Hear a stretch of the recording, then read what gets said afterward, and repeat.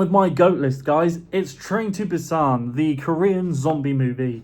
This is the best Korean movie for me. This is my favorite Korean movie. It's also my favorite zombie Korean movie. It's also one of my favorite zombie movies. So starting off, the performances. I'm not going to try and pronounce the names of the people or the director or any of that because I will butcher it and I'm not going to Google it. I want to be honest and say I have no idea who these people are. And that's because I'm not educated with Korean movies. I have like a scattering of Korean movies under my belt that I know. I love obviously Train to Busan.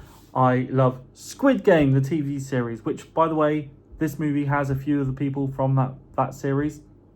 I also loved Parasite. Guys, is there other movies I should check out? Because I checked out The Great Flood and I was disappointed. So if you guys can recommend some like Train to Busan level movies for me, I'd be much appreciated. Anyway, Train to Busan. The zombies are absolutely terrifying. They're fast, they're aggressive, they'll rip you apart.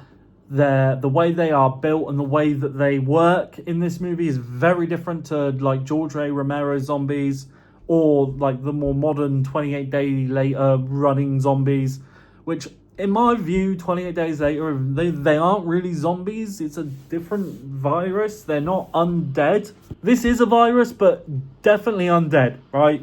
They get ripped apart and they still come running and they turn so quick. It's actually terrifying. I love that. Like the others, it's like we don't know when it's going to turn. Like The Walking Dead, for example, it could be anything from like 5 minutes to like hours, right? But this is like they get bit, they're up on their feet.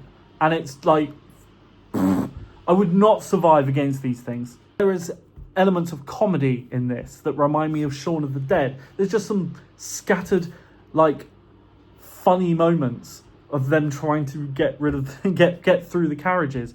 But there's also some real heartfelt moments. The relationship between the father and the daughter in this movie, while he's trying to get her to safety, she just wants to see her mum. She doesn't really have that much of a connection with her father because her father's always working. One of those workaholic fathers, is kind of a cliche role really. But I love this relationship. It's fantastic. I love the score in the movie. I just love the cinematography.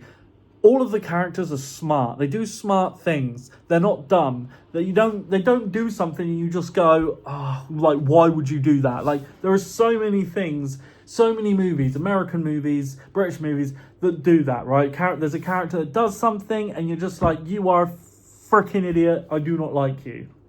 But in this, they're all smart. They're all like, yeah, I'm not going in there. They do smart things.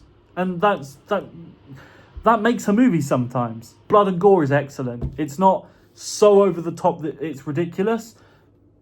It's just where it needs to be. The budget for the movie, you can't tell if it's a really expensive movie or a really cheap movie. They've made use of what they've got.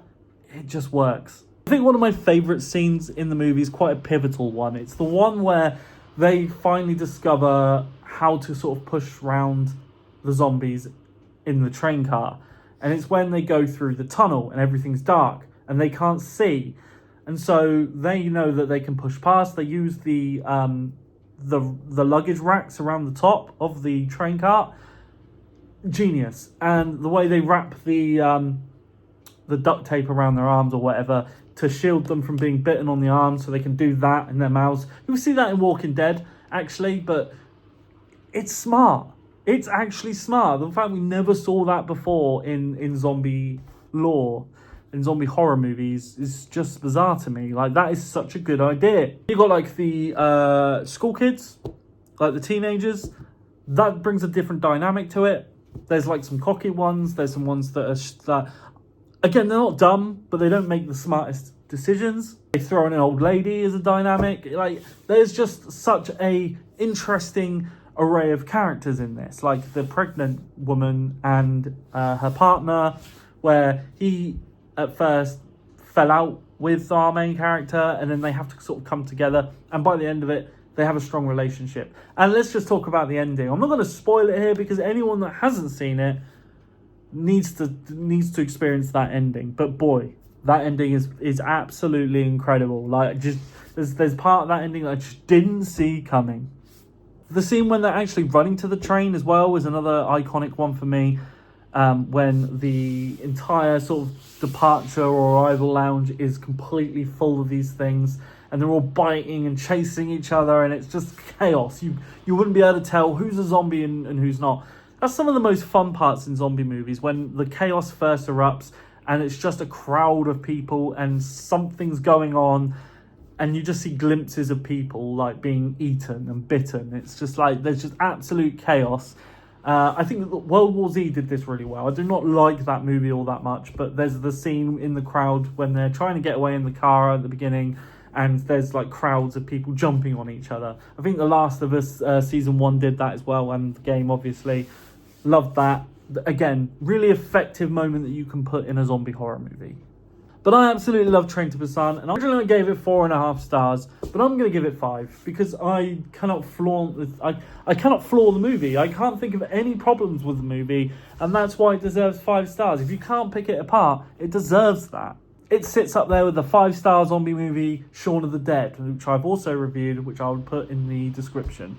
Guys, if you like this video, then do please consider hitting subscribe, ring that notification bell, and I'll see you with the next movie review. Take care of yourselves.